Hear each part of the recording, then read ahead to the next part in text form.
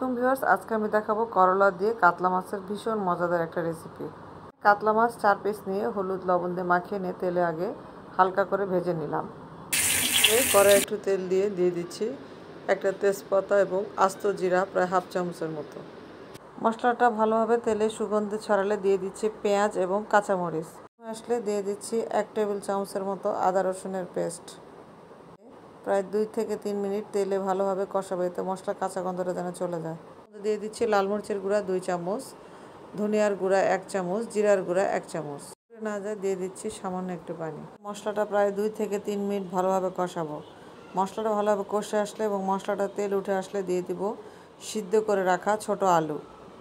এই তরকারিতে আসলে সিদ্ধ করে রাখা ছোট আলু খেতে অনেক ভালো লাগে। আলু সহ মশলাটাকে প্রায় 3 থেকে 4 মিনিট কষাবো। 3 থেকে 4 মিনিট কষানো হয়ে গেলে দিয়ে দিচ্ছি কেটে রাখা করলা। করলা সহ আলুটি 2 থেকে 3 মিনিট আবারও কষাবো। কষায়ে দিয়ে দিব পানি।